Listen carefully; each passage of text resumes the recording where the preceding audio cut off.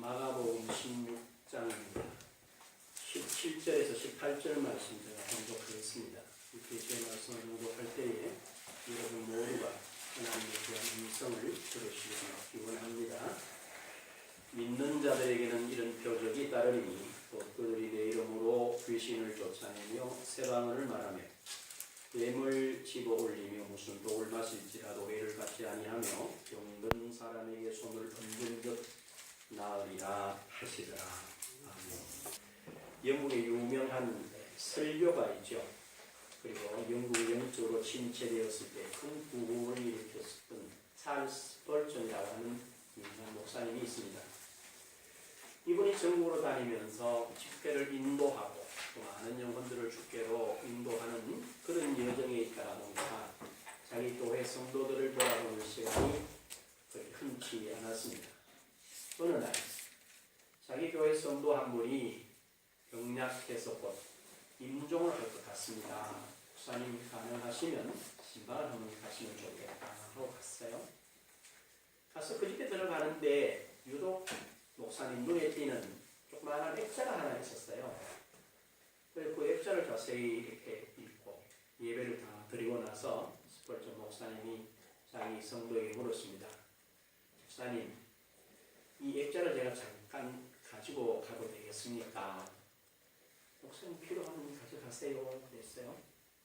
그래서 이분이 그걸 가지고 나와서 어디를 갔느냐 하면 변호사 사무실을 갔습니다. 가서 요 내용이 사실인지 한번 확인을 해봐라 하고 줬어요. 변호사가 알겠노라고. 그래 가서 이제 확인을 해보니 목사님 그게 사실입니다. 그게 뭐냐 하면 이 집사님이 평생을 어떤 큰 귀족 집안에 가서 수고를 했습니다.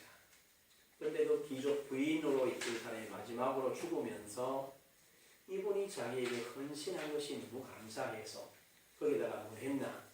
사인을 내 재산의 약 10분의 1 정도를 이분에게 위임한다 하는 위임장이 있어요.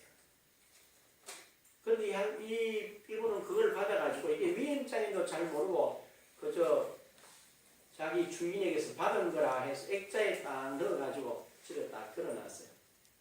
근데 불행하게도 이 할머니는 어떤 모습으로 죽게 됐냐면은 잘 먹지 못해서 영양이 결핍해서 병이 와서 죽게 된 거예요. 그리고 막상 그 사실을 알고 난 이후에는 이미 때가 너무 늦어버린 거예요. 그렇게 해서 그 가치를 전혀 쓸 수 없었다라고 하는 그런 이야기를 책에서 읽어본 적이 있습니다. 지금 우리 성도들이 또 하나님의 자녀라 부름받은 저와 여러분들이 어쩌면 이 지금 이야기한 그분과 같은 모습으로 살아가지는 않나라고 하는 그러한 모습을 생각해 봅니다. 어제 오후에 말씀은 대충 준비를 다 했는데 뭐라고 이 말씀을 시작을 하시라고 하고 있는데 제가 이런 말씀을 주셨어요. 원석에 대한 이야기를 하느냐. 네? 여러분 우리가 원석이라는 큰 돌이 있죠. 그 돌 안에 금강석 아주 좋은 원석은 어떤 원석을 말하느냐 하면은 1톤 되는 돌 안에 2.4g의 금이 들어있으면 그 원석은 아주 좋은 금강석이라고 한다고 해요. 그 말은 뭘 말하느냐 하면 우리가 금이라 가치를 말하면 금이 어디서 나온단 말이죠. 1톤이나 되는 돌 안에 2.4g이라는 아주 좋습니다. 그걸 뭐합니까? 재련소에 가지고 가서 돌을 깨뜨리고 불에 집어넣고 해서 다 녹이고 해서 결국은 찾아내는 게 뭐란 말이죠? 2.4g의 금이라는 거죠. 제가 그 말씀을 주시길래 제가 질문을 해봤어요. 이 말씀이 제가 여러분과 같이 한 3, 4년 동안 4년 가까이 그리스도 안에서 우리의 가치, 그리스도께서 우리에게 허락하신 것, 하나님께서 우리를 그리스도 안에서 세워주신 이야기들을 많이 나누었어요. 아마 제가 하는 내용도 지금 여러분들은 다 외울 수 있을 만큼 반복해서 또 반복해서 가르쳤어요. 그런데 실상은 그러한 대부분의 내용들이 어떠냐 하면 우리는 거기에 대해서 깊이 생각해 보잖아요. 그리고 그걸 어디로 내 삶에 실제적으로 어떻게 적용해서 내가 이 귀한 사실을 누릴까라고 하는 그런 모습에도 우리는 별 관심이 없다라는 생각을 해요. 왜냐하면 별로 절박하지 않아요. 고린도전서 12장 1절에 보면 사도 바울은 분명히 말하는 형제들아, 내가 너희에게 원하는 것은 너희가 신령한 것을 모르기를 원치 아니하노라 그랬어요. 저와 여러분들이 영적으로 거듭났어요. 그리고 하나님이 그리스도 안에서 저와 여러분이 어떤 존재로 무엇을 어떻게 주셔서 이 세대를 살아가게 하는 이런 내용들에 대해서 뭐냐? 알아야 된다. 그리고 고린도전서 12장 31절에 보면 바울은 이런 표현을 합니다. 더 큰 은사를 사모하라. 그리고 14장 1절에 보게 되면 사랑을 추구하라. 추구한다는 말은 뭡니까? 얻을 때까지 따라가라 이렇게 말하는 거예요. 그런데 제가 이렇게 제 자신을, 여러분들은 잘 모르겠고 내가 안 살아보니까 내 자신을 돌아보면서 이런 부분에서 내가 얼마나 추구하는 일에 내 스스로의 시간을 드리나 하고 돌아봤을 때 아니다 싶은 마음이 들 때가 참 많아요. 그리고는 거기에 대해서 핑계하고 변명하고 끼어있지 못한 그런 모습을 발견할 때가 많습니다. 그래서 우리가 사실은 그리스도로 하나님이 그리스도 안에서 우리의 준 것 말고 정말 내가 가진 것이 얼마나 소중하다라고 하는 소중함의 가치를 여러분이 깨달으셔야 됩니다. 가장 가깝게 설명할 수 있는 게 뭐냐면 우리가 하루 24시간 이렇게 살잖아요. 이 하루 24시간을 살면서 이 24시간의 기중성을 아는 사람은 굉장히 드뭅니다. 그냥 또 뭐 눈 뜨니 하루를 사는 거지 정도로 생각해요. 그러나 그렇지 않아요. 뭐냐 하면 여러분 생각해 보십시오. 오늘 이 하루는 어제 죽은 그 사람이 그렇게도 갖고 싶어 했던 생명의 시간입니다. 어제 죽은 사람이 오늘이라고 내일이라고 하는 절박함에서 찾고자 했던 그 생명의 시간입니다. 이 소중함을 아무런 생각도 없이 그냥 일락을 위해서 잊고 산다는 것은 참으로 안타까운 것이 아니었습니다. 어제 저녁에 선교사님하고 둘이 저녁에 수성모사람하고 이렇게 들어오는데 우리 지난번에 같이 했던 오경로 목사님이 요 앞에 동안교회로 개척을 했어요. 밤 9시 반쯤 됐는데 훨씬 더 더우니까 우리는 이쪽 길로 그쪽 건너편으로 지팡이 쪽으로 이렇게 가시더라고요. 그리고 쭉 가는데 굉장히 이렇게 템포가 늦죠. 그래 내 생각에 쫓아가서 텐트 주고 갈까 이런 생각을 하다가 아니다. 왜? 그냥 목사님하고 내가 가서 팔짱 끼고 차 다른 데가 태워주면 그 길까지는 잠깐 가는데 편리해요. 쉬워요. 그러나 자꾸 어떻게 자기의 시련은 자꾸 사라져가니 얼마 전 안전 10년이 되거든요. 그럼 뭘 해야 되나?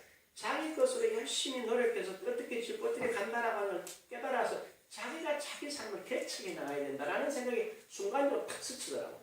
그래서 그냥 다 버렸어요. 바로 이와 같이 정말 지금 내가 가진 것, 시간, 건강, 물질, 배우는 것, 관계 이런 등등의 것들을 가지고 우리가 이 순간부터라도 지난 시간들에 대해서 후회와 안타까움으로 살아가는 그런 일상이 아닌 치열하게 자기 자신을 채찍질해야 돼요. 그냥 뭐 난 늙어가니까 그렇지 않아요.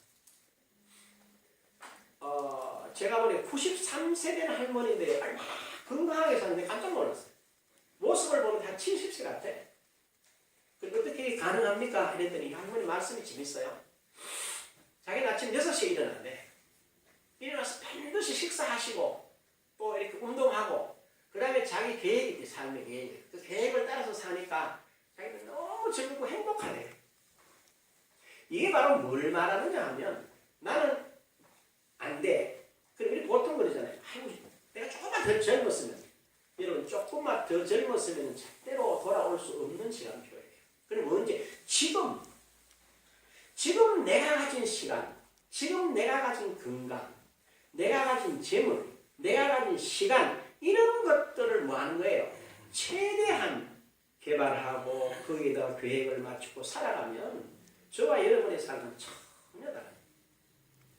늘 감사와 비전과 새로운 꿈을 향하여 도전하는 아름다운 삶을 살아가는 그런 모습을 갈 수 있다. 저는 그렇게 믿습니다. 특별히 하나님의 자녀로 신자로 부름받은 저와 여러분들은요, 성경에서 자세히 봐야 돼요. 성경을 왜 주셨냐 하나님이? 성경 그냥 이렇게 주신 게 아니에요. 성경은 왜 줬냐 하면 이렇게 되어 있습니다. 로마서 15장 4절에 보면 무엇이든지 전에 기록된 바는 우리의 교훈을 위하여 기록된 것이니 그랬어요. 성경에 기록된 것은 우리의 교훈을 위해서 기록된 거죠. 그 다음에 고린도전서 10장 6절을 보면 이런 일은 우리의 본보기가 되어 우리로 하여금 그들이 악을 즐겨한 것 같이 즐겨하는 자가 되지 않게 하려 함이니 그랬어요. 본보기를 주셨다 이렇게 설명을 합니다. 11절에 고린도전서 10장 11절이에요. 저희에게 당한 이런 일이 거울이 되고 또한 날새를 만난 우리의 경계로 기록하였느니라. 우리에겐 거울이 된다. 우리에겐 경계가 된다. 이렇게 표현해요. 그리고 디모데후서 3장 16절에 보면요. 모든 성경은 하나님의 교훈으로 된 것으로 뭐예요? 책망과 바르게 함과 의로 교육하기에 유익하니 그랬거든요. 제가 한번 말씀을 드렸을 텐데요. 여러분 교육이라고 하는 것은 단순하게 이렇게 뭐 학교 가서 배우지 그렇지 않습니다. 잘 생각해보면 초등학교 1학년에서 대학원생까지 그 다음에 대학원에서 박사학위를 받고 박사가 된 이후에도 사람들은 계속해서 뭘 하죠? 공부를 하고 있어요. 그리고 공부를 해야지만 사람이 진취적일 수 있고 모든 삶에 날마다 새로운 꿈을 꾸면서 살아갈 수 있어요. 그와 같이 우리는 하나님께로부터 받은 교훈과 책망과 바르게 함과 의로운 말씀들로 계속해서 나를 뭐 해야 된다는 거예요? 교육해야 된다. 그리고 17절에 이렇게 말합니다. 이는 하나님의 사람으로 온전케 하며 모든 선한 일을 행할 능력을 갖추게 하여 합니다.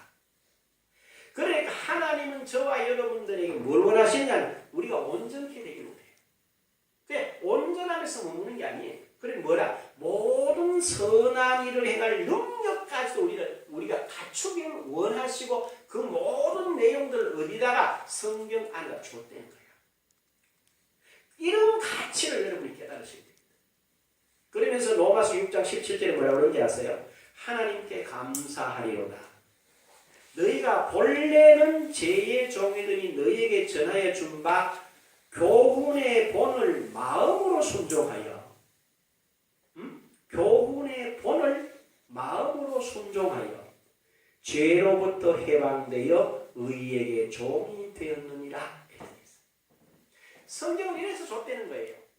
그러면 저와 여러분들은 성경을 잘 보고 그것은 뭘 해야 됩니까? 반드시 그냥 예수 잘 믿으면 되지. 그렇지 않아요. 그냥 잘 믿는다는 기준이 뭐냐면 주일날 교회에 와서 예배 드리는 걸로, 수요일날 저녁에 나오시는 걸로, 새벽기도 나오시는 걸로 그저 예배 행위하는 것으로 그것이 되어졌다 이렇게 생각하면 큰 오산이에요. 그럼 뭘 하자는 거냐?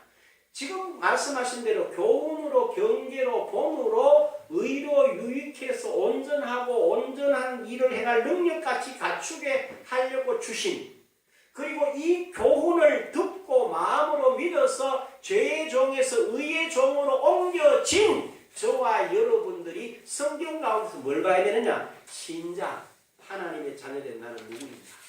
이 생각하셔야 돼요. 해보셔야 돼요. 그리고 두 번째는 어떻게 신자가 되었는가를 생각해 봐야 됩니다. 기독교는 단순하게 예수 믿는 구원받지, 우리가 말하는 내용은 단순하지만 그 단순한 배경 뒤에 하나님께서 우리를 위하여 치르신 값이라는 상상을 할 수 없는 것이 있어요. 그걸 찾아내셔야 돼요. 찾아내셔야 돼요. 그 다음에 세 번째는요. 그렇다면 우리가 이 땅에서 신자의 삶이란 도대체 무엇인가? 신자잖아요. 우리는 사망에서 생명을 옮겼잖아요. 그렇죠? 흑암의 권세에서 하나님의 아들의 나라로 옮겨졌대. 그렇다면 우리가 이 땅에서 어떻게 살아야 되느냐는 거죠. 이런 질문들. 그 다음에 어떻게 세상에서 살아가야 하는가? 그렇다면 그런 삶을 어떤 방법과 내용으로 살아가야 하느냐를 성경에서 찾아야 돼요. 그 다음에는 우리가 무엇을 가졌는가를 하셔야 됩니다. 제가 이 부분에서요. 너무 복된데 너무 복되더라고. 지난 월요일 아침이에요. 새벽기도 갔다가 집에 가서 잠깐 누웠는데요. 여러분들은 제게 이런 말씀을 제정에다 탁 던집니다. 하나님은 약속을 기업으로 받는 자들에게 그 뜻이 변하지 않음을 충분히 나타내시는 그 일의 맹세로 보증하셨나니 이러시다고요. 그럼 제가 아는 내용인데요. 다시 한번 읽어봐라. 다시 어떻게 다시 읽나? 하나님은 자녀들에게 기업을 주셨는데 약속으로 주셨다. 예? 기업을 주셨는데 약속으로 주셨다. 그래요. 그러면서 탁 제가 스치는 게 그 말이에요. 베드로후서 3장 1절에 보면 그의 신기한 능력으로 생명과 경건에 속한 모든 것을 주셨으니 이는 자기의 영광과 덕으로서 부르신 자를 알므로 말미암음이라. 예? 그렇습니까? 이어서 베드로전서 1장 23절에 뭐라고 이렇게 되어 있습니다. 너희가 거듭난 것은 썩어질 씨로 된 것이 아니요 썩지 아니할 씨로 된 것이니 항상 있고 살아있는 하나님의 말씀으로 되었느니라. 네가 지금 기업을 내가 약속으로 줬는데 씨로 줬다. 갖고야 되지 않냐. 깜짝 놀랐죠. 깜짝 놀랐어요. 그래야 내가 너무 감사해서 딱 읽고 누웠다 발떡 일어나 전화에다가 카톡에다가 쫙 썼어요. 그래 보내줬어요. 우리 교회들한테 이렇게 있는 사람들한테 보내줬어요. 안 읽어봐라. 거기에서 우리가 무엇을 가졌느냐 굉장히 중요하죠. 그러면 하나님이 무엇을 하라고 하셨는가? 그 다음에 어떻게 하라고 하셨는가? 하면 어떤 결과가 오는가를 찾아서 무엇입니까? 신자된 우리의 삶을 그 속에서 새롭게 시작하셔야 돼요. 그 중에서도 신자된 저와 여러분들에게 제일 중요한 게 뭐냐면 우리에게 주신 것들이 무엇인지를 아는 것이 첫 번째예요. 지금 제가 앞에서 여러 설명을 쭉 했어요. 스펄전 목사님 이야기라든지 원성에 대한 이야기라든지 우리에게 주어진 것들에 대한 이야기라든지 내가 가지면 불편한 것도 내 스스로가 훈련해서 내 걸로 만들어야 된다라고 하는 그런 내용들이 다 뭐냐? 아는 거라.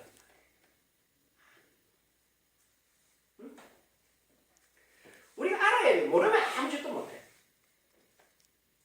그 다음에는요. 어떻게 사용하는지를 배워야 합니다. 아는 것 다음에 어떻게 사용하는지를 배워야 돼. 제일 재밌는 게 이런 이야기입니다. 우리나라 사람들 따라하는데 다 일가견이 있어요. 70년대 제 기억으로 말이죠. 70년대 딱 들었으면서요. 운전하는 부음이 막 일어났어요. 전부. 그때는 차가 없는데 왜 그렇게 운전하고 많은지 그래야 막 누구나가 다 만 20세 이상 되면 막 운전 면허증 딴다고 혈안이 돼 있었어요. 근데 그분들 가면 그때 운전 면허증 따가지고 차가 없어가 다 사장시켜 놓고 아예 지금은 면허증 있어 운전 못하는 사람이 우리나라에 많이 있습니다. 라이센스는 있어요. 자격증이 있어요. 운전할 수 있는 면허증이 있는데 뭐가 없어요? 차가 없어요. 그래서 안 했어요. 그러니까 되겠어요? 안 되겠어요? 안 된다는 거죠. 굉장히 중요한 내가 뭘 가졌느냐를 알고 그 다음에 어떻게 사용하느냐를 분명하게 배워야 돼요. 그걸 안 배우면 아무런 뭐 없어요. 가진 거하고는 아무 관계 없어요. 그래서 후안 오르티즈 카르로스라고 하는 목사님이 쓴 책 가운데 이런 책이 있습니다. 그분이 서울이나 수도에서 목회를 했는데요. 처음에 교인들이 한 70명 됐대. 우리가 열심히 목회를 했어요. 그 몇 년 하니까 교인이 한 500명 정도로 불어났어요. 그런데 가만히 보니까 자기가 시작할 때 있던 그분들의 모습이 5년, 6년, 7년에 들어가면 늘 똑같더라는 거야. 늘 똑같더래. 왜 이럴까 하고 이렇게 들어가 보니까 신앙생활 하는 게 교회에 나와서 예배 드리는 게 전부더라는 거예요. 그래서 여러분 잘 생각해. 듣고 주일날 메시지를 듣고 주일날 오후 예배 수요일날 듣고 그 말을 내가 묵상하고 내 생명의 양식으로 하고 실제로 생활에 적용하는 부분에서 몇 프로 정도 하세요? 나 이걸 한번 조사해보고 싶어. 내 스스로 생각해봅니다. 요즘은 제가 다 알고 이렇게 알고 있으니까 되는데 그전에는 내가 나를 한번 돌아보면 내가 지난주에 설교 본문이 뭐였지? 어떤 제목이었지? 뭘 이야기했지? 지금은 다 알아요. 그때는 내가 잘 몰라. 목사님 하는 나는 모르는데 듣는 여러분들이 실제로 적용한다. 이거 어려울 거란 말이야. 그래서 이 오르티즈라는 목사님 조사를 해보니까 그런 틀입니다. 그 교회 안은 그분 표현을 드리자면 이렇게 되어 있습니다. 교회 안에는 2살 먹은 2살짜리로 52년을 산 교인들이 있더라는 거야.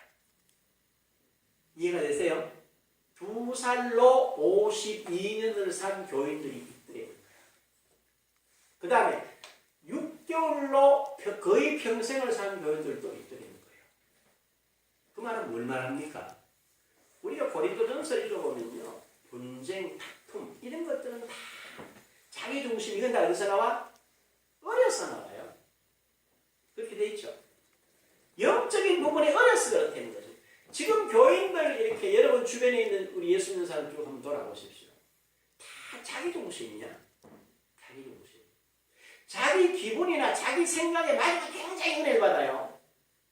그런데 자기 기분이나 자기 생각과 조금 이렇게 안 맞으면 아 우리 목사님 요새 설교가 이상해 이렇게 이야기하죠. 자기 기분이 안 맞다 이거지. 그렇지 않다는 거죠. 그게 바로 뭘 말하느냐 하면요. 내가 알았어요. 그러면 이걸 어떻게 사용하는지를 배워서 실제 자기 삶 속에 잘 적용해 들어가야 돼. 어느 정도가 돼야 되느냐. 배운 것들을 훈련해서 자기 자신이 완전히 의식화돼야 돼요. 의식. 눈만 뜨면 그 생각이 쫙 떨어야 돼요. 조금 더 사상화돼야 돼요. 조금 더 발전돼서 완전히 체질화돼야 됩니다. 체질화해서 조금 더 발전해야 됩니다. 뭐라고요? 무의식화되도록 반복, 또 반복, 또 반복해서 무의식이 될 때까지 훈련하고 또 해야 됩니다. 요즘 우리나라에 유명한 이렇게 많은 프로스포츠들이 많아요. 그런데 그 사람들이 하는 훈련을 잘 한번 보십시오. 보통 프로 선수들 하루에 8시간 정도 훈련을 합니다. 그럼 뭐 하는지 아세요? 1시간 뛰어요. 달리기를 해요. 그래서 1시간 이렇게 몸 푸는 거 이 운동을 한 1시간 정도 해요. 그리고 뭐 팔다리 땡기고 야구적으로 이렇게 완력을 기른다 1시간. 그 최소한 자기들이 하루 8시간 운동하는 데서요. 적게는 60%, 많게는 80%를 기초 체력 훈련을 합니다. 그리고 나머지 20% 정도를 뭐 하느냐? 기술 훈련을 해요. 매일 하는 사람들이 그래요. 그 사람들이 프로야. 그래서 프로가 되면 돈을 좀 많이 받죠. 바로 그와 같이 해야 된다는 거죠. 저와 여러분들은 프로가 아니에요. 저와 여러분들은 사망에서 생명을 옮겨진 존재들이에요. 그리고 하나님께서 저와 여러분들에게 이 땅을 맡긴, 이 땅을 책임져야 될 막중한 책임자들이에요. 그래서 우리 보고 뭐라고 그랬어요? 로마서 5장 17절에 보면 분명히 더욱더 그리스도 예수 안에서 생명 가운데서 무슨 노릇하리라? 왕노릇하리로다. 베드로전서 2장 9절에 그러잖아. 너희는 택하신 족속이여 거룩한 백성이 그의 소유된 백성이니 너희는 왕 같은 뭐요? 제사장이다. 우리는 왕이면서 제사장, 하나님과 이 땅을 연결시켜주는 그 고리 가운데 우리가 어디 있어요? 거기에 서 있다는 거야. 이 사실이 뭐예요? 저와 여러분 속에 체질화돼야 돼요. 무의식화돼야 돼요. 이렇게 되도록 그러면 뭘 해야 합니까? 훈련해야 됩니다. 그렇게 하면 게으름과 안일함과 일락에 빠지는 어리석음에서 날마다 순간마다 뭐로 변하느냐? 감사와 의미 있는 아름다운 꿈의 사람으로 살아갈 수 있어요. 그런 재미난 건 이런 거죠. 이런 부분을 제가 보세요. 왜 이래? 이런 게 아니고 뭘 듣느냐? 어디가 어떻게 부족하구나. 그리고 여기서 내가 뭘 해야 되는구나. 여러분이 뭘 해야 되는가를 명확하게 깨닫는 거예요. 그러한 사실 가운데 뭐예요? 내 자신이 서 있다. 그러니까 뭐합니까? 어떤 환경이 나를 흔들지 못해요. 어느 기분이 나를 순간은 이렇게 할 수 있지만 지속해서 나를 사로잡을 수 없다는 거예요. 그래서 오늘도 새벽에 일어나니까 3시 20분이에요. 8시까지 이렇게 말씀 정리하고 기도하면서 마음에 감격이 있었어요.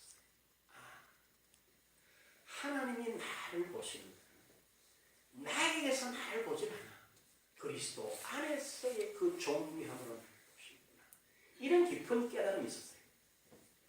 그래서 앞에서 말씀드린 대로 우리에게 경계와 교훈과 본으로 주신 이 귀한 걸 가지고 뭐 하느냐?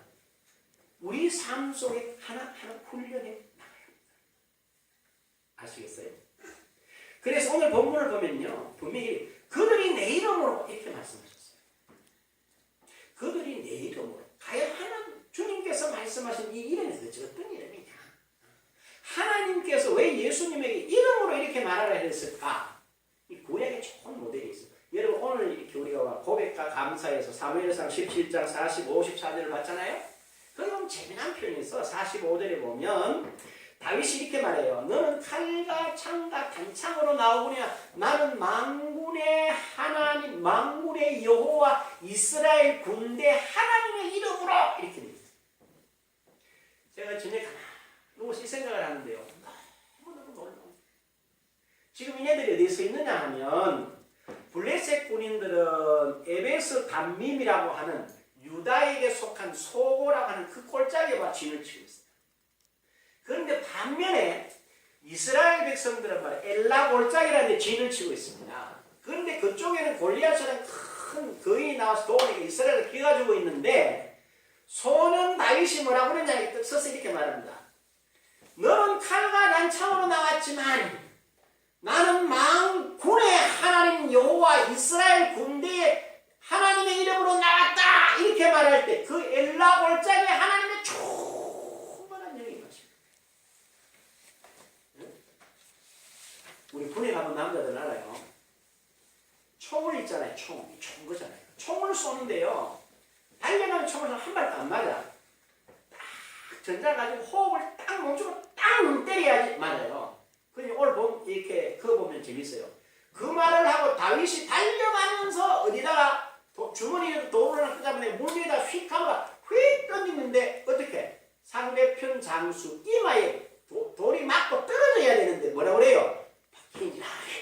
박혔대. 여기서 다윗이 뭘? 분명히 말합니다. 전쟁은 하나님께 속했다. 그리고는 자기는 뭐예요? 하나님의 이름으로 그 전쟁. 이게 하나님이 이스라엘을 통해서 말씀하신대요. 그리고 여러분들 재미난 건 그거 아닙니까?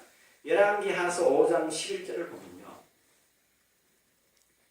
아람 나라 군대 장관 나만이 나와서 하는 말이 가운데 재미난 말이 있어요. 이런 표현을 합니다. 열왕기하서 5장 11절을 보면요. 그의 하나님 여호와의 이름을 부르고 여호와의 이름으로 자기에게 기도해 줄 줄 알았대. 누가? 엘리사가. 그게 누구? 아람 나라 사람들도 이스라엘의 하나님이라고 하는 그분의 이름이 어떤 능력과 어떤 권세를 가지고 있다는 걸 뭐 한다는 거예요? 안다는 거예요.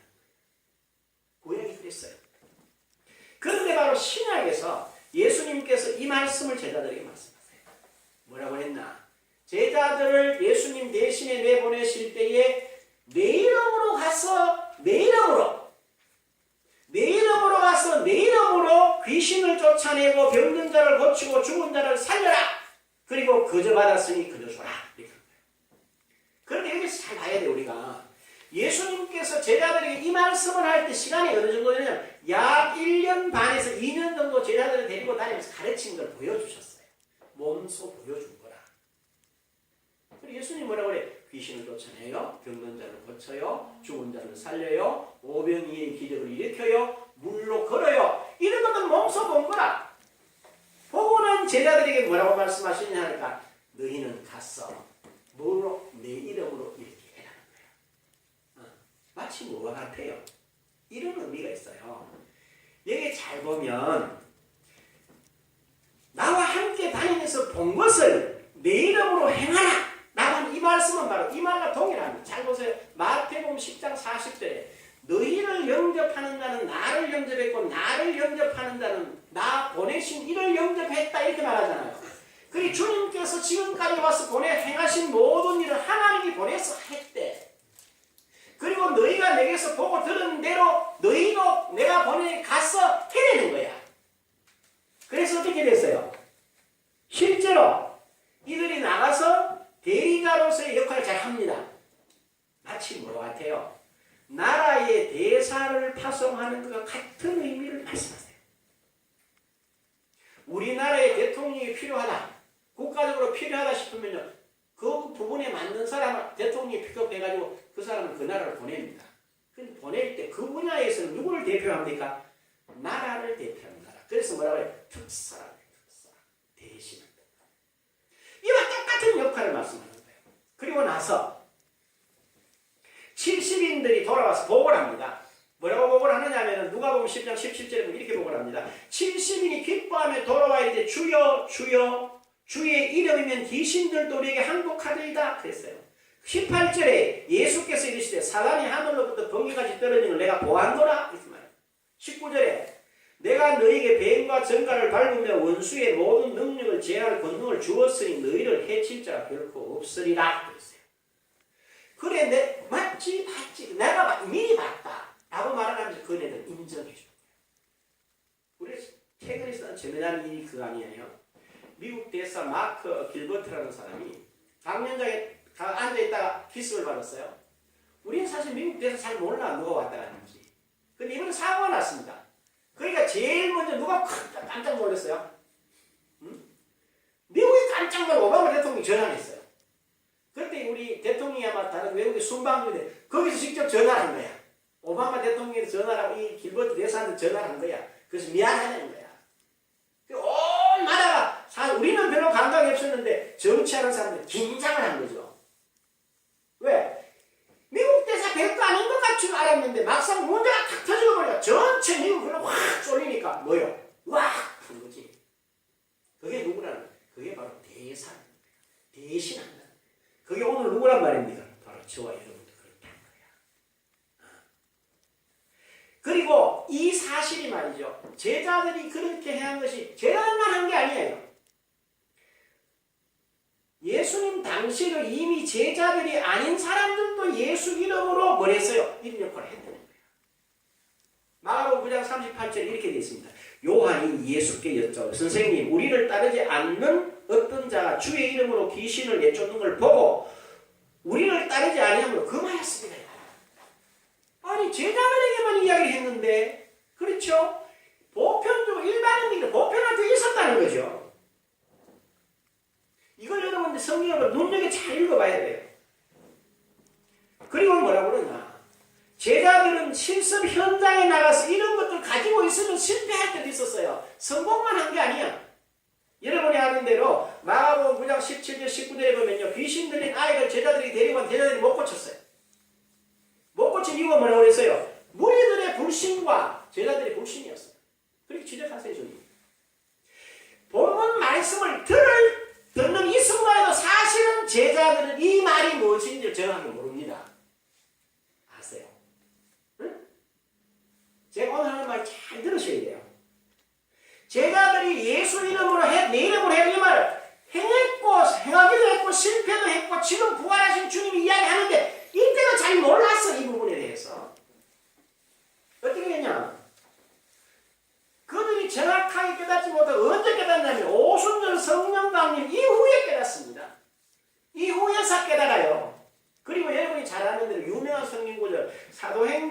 3장 6절에 이르잖아요. 베드로가 이르되 은과 금은 내게 없거니와 내게 있는 것으로 내게 주노니 나사렛 예수 이름으로 일어나 걸으라 하고 있거든요.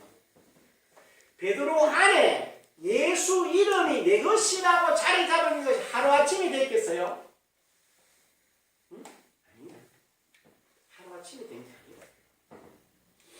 아니에요. 여러분이 어떤 문제를 만났을 때 그 문제에 자동적으로 뭐가 탁 튀어나오도록 되는 하루아침에 딱 한 번에 된 게 절대는 아니에요. 뭐요? 지속적으로 또 생각하고 또 생각하고 내가 어떤 일을 당하더라도 이 일은 이 이름으로 이렇게 뭐 한 거예요? 거듭 훈련한 거예요. 그래서 성경을 잘 보세요. 사도행전 3장에는 베드로가 예수 이름으로 일어나 걸어라 그렇게 말했어요. 그런데 사도행전 5장은 어떤 일이 일어났는지 아세요? 베드로가 걸어가는데 사람들이 그림자라고 덮이니까 갖다 놨더니 그림자가 덮이는 사람들도 다 일어나더라는 거예요. 이게 뭘 말합니까? 베드로 중심 속에 점점점 누구로 완성되어져 가지고 그리스도로 완성되어져 가는 모습이 있다는 거죠. 오늘 바로 저와 여러분들 이런 것들 생각해 봐야 돼요. 내게 있는 것, 여러분 속에 뭐가 있어요? 여러분 속 안에 뭐가 있단 말이에요? 누가 툭 칩니다. 그러면 여러분이 뭐라고 그래요? 외쳐요! 이런데 순간적으로 거리지 않고 예수 이름을 이룰 수 있나 이거지. 그럼 우리나라 유명한 최 목사님의 이름 잘 아시잖아요. 그냥 뭐 건드리기만 해도 예수 천당에 나온다는 거예요. 왜 나올까? 왜 나와요? 안에 채워져 있다는 거죠. 마태복음 12장 34절 하반절에 사람은 마음에 쌓은 것을 입으로 말하느니라. 선한 것을 쌓은 사람은 선한 것을, 악한 것을 쌓은 악한 것을 낸다. 이렇게 돼 있잖아요. 여기서 우리가 이게 하루아침에 얘기 아닙니다. 예수님께 직접 보고 듣고 현장 실습까지 하고 성공하고 실패한 경험을 했지만 제자들이 막상 위기라는 것이 딱 찾아오니까 나와버리는 거예요. 그리고 각각 흩어져 버렸잖아요. 그렇죠? 그렇지만 성령님을 의지해서 도우심을 받고 반복적으로 그 사실들이 자기 것이 될 때까지 훈련을 또 하고 또 한 결과로 내 것으로 있는 것, 내게 있는 것으로 만들 수 있었어요. 그래서 이런 부분에 저와 여러분이 드려져야 돼요. 신앙생활은 그냥 내가 아는 상식선으로 하는 게 아니라 그리스도 안에서 내가 누구이냐? 내가 뭘 가졌냐? 주님께서 내 이름으로 너희가 무엇을 하시냐? 놀랍잖아요. 오늘 다시 본문을 하면 믿는 자들이 이런 표적이 있다니 이게 목사를 말하는 게 아니에요. 모든 믿는 자들은 이 일을 당연히 해야 된다는 거잖아요. 그러면서 뭐라고 그랬나요? 그들이 내 이름으로 귀신을 쫓아내며 새방언을 말하며 뱀을 집어 올리며 무슨 독을 마실지라 해를 받지 않은 병든 사람의 손을 얹은 적 나으리라 하시더라. 우리 박성현 선생님 우리가 나랑 이야기하는 이런 이야기를 목사님 우리 현장 그러니까 현지인 교회에 웬 아가씨가 이렇게 귀신이 들려가지고 막 덮음도 내고 막 교회를 어지럽다는 거예요. 그래서 사모님하고 가니까 그 교육자가 목사님 이거 어떻게 하면 좋겠어요 그러더라는 거죠. 그냥 알았어. 그러고 가서 이제 사모님하고 이렇게 손 얹어서 예수 이름으로 기도했대. 그렇게 한 15분쯤씩 돌아왔다는 거예요. 정상으로 돌아왔다는 거예요. 그러니까 너무 놀래가 아니 왜 우리는 안 되는데 니는 됩니까 이렇게 해야 되는 거지. 왜? 하나님의 말씀에 의지해서 그냥 내가 손을 얹으면 누가 역사한다고? 주님이 역사한다는 거야. 이게 참 원리 있는 이야기, 지금 있는 이야기라는 거예요. 그 온누리교회에 있는 손장로이라는 분 계십니다. 이건 참 재밌는 분이에요. 이분이 건국대학교의 교수고 그래서 열심히 장로인데 성경에 이런 일이 있으니까 이게 믿음으로 하면 되겠지 하고 자기들 책도 보고 열심히 믿음으로 했대요. 그래 손을 내밀어가 병을 놔라고 하면 안 낫게 되는 거야. 한 번 해도 안 낫고 두 번 해도 그래가 아닌가 싶어서 자꾸 했대. 근데 어느 날 말이죠. 식사를 하는데요. 자기 딸아이가 손에 이렇게 뭐 생겼대. 그래 이렇게 보니까 그게 뭐 생겼더라는 자기 딸 손에. 그 장모님 밥을 자시다 말고 예수 이름으로 우리 딸 손목에 있는 거 사라져라 이랬대. 그래 밥을 먹으라는데 엄마 아빠 이거 진짜 사라졌어 이랬대 딸내미가. 그때 이분이 그 책을 쭉 보면요 뭐라고 그랬냐 처음에는 안 되더라는 거예요.